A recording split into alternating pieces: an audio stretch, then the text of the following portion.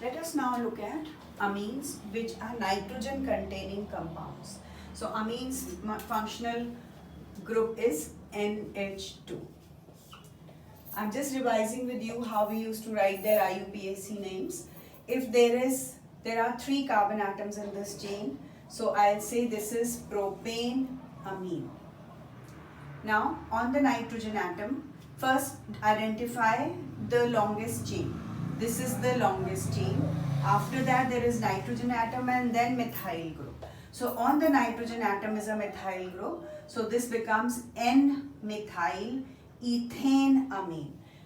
Similarly here on the this is the longest chain, and on the nitrogen atom there are 2 methyl groups. So N, N dimethyl ethane amine.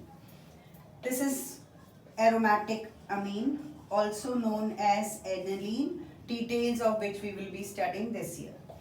Now in this compound, this whole compound is aniline, but on the nitrogen atom there is a methyl group, there is an ethyl group. So N-methyl, first let us alphabetically call it. So N-ethyl, N-methyl, aniline, right?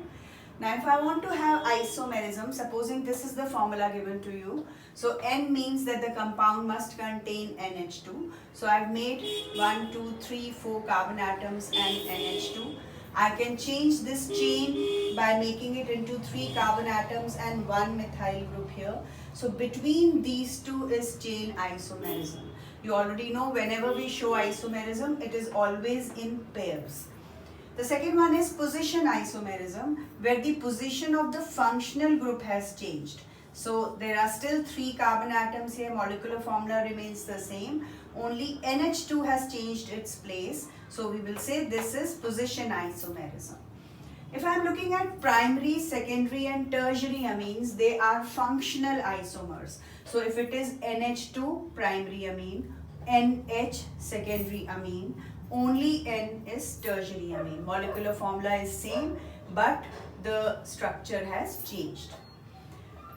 This is metamerism. So metamerism is shown by secondary amines which have NH group in the center, and so I can have different alkyl groups against them.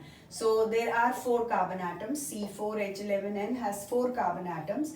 I can write 1 here and 3 here, or I can write 2 and 2 on both the sides. So between these two becomes metamerism.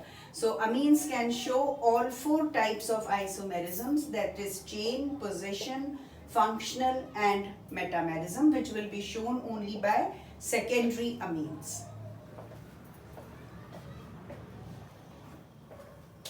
For preparations of amines, we have done this reaction before. That is alkyl halides when react with ammonia, they continue to react, which is exhaustive alkylation. So first step will be, this can be taken as HNH2 and I am removing HBr from here. So C2H5NH2. Further, when another alkyl halide reacts with it, again if I remove HBr from here, so this C2H gets attached here, so C2H5NH, C2H5, secondary amine is formed. Furthermore, this hydrogen and this bromine can remove, C2H5 will get attached here, so C2H5N, C2H5, C2H5. That means a tertiary amine will be formed. Now to name them, this I am taking as the longest chain. So this compound is actually, in your mind, think that this is ethane amine. But in ethane amine, on the nitrogen atom, there are 2 ethyl groups. So N, N, diethyl ethane amine. Similarly here, this is the longest chain, so this is ethane amine. But on the nitrogen atom, there is an ethyl group, so N-ethyl ethane amine. So primary, secondary and tertiary amines are formed. Second is called reduction. It's a very important reaction in conversion reactions, which is NO2 groups, that is nitromethane, changes into amine on reduction. So there can be various reducing agents which we can use. Common reducing agent used is tin and HCl, which gives you NH2. Similarly here, reducing agent I have changed. Metals are good reducing agents. So when nickel reacts in presence of hydrogen, in presence of nickel, hydrogen reacts to give you an amine. So, and again, nitrobenzene, this is 10NHCl changes it into aniline. So this reaction is often asked, which changes it into an amine. Now cyanides and isocyanides, both can be changed into amines.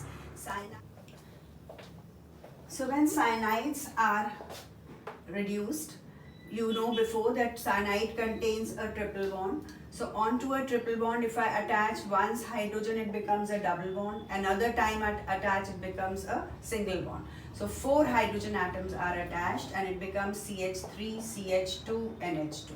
Similarly, if on the benzene ring there is a cyanide group, 4H will make it CH2, NH2. Now, if there are isocyanides, isocyanide means NC. Nitrogen's valency is 3. So, if hydrogen gets attached, only 3 places can it be. So, it gets 1 hydrogen. Valency is satisfied. The other 3 hydrogens are given to carbon atom. So, secondary amine is formed. Similarly, if I have on the benzene ring, I'll get NHCH3, which will be a secondary amine, and it will be called N-methyl aniline. On the nitrogen atom there is a methyl group, so N-methyl, the whole thing is aniline, so N-methyl aniline will be formed.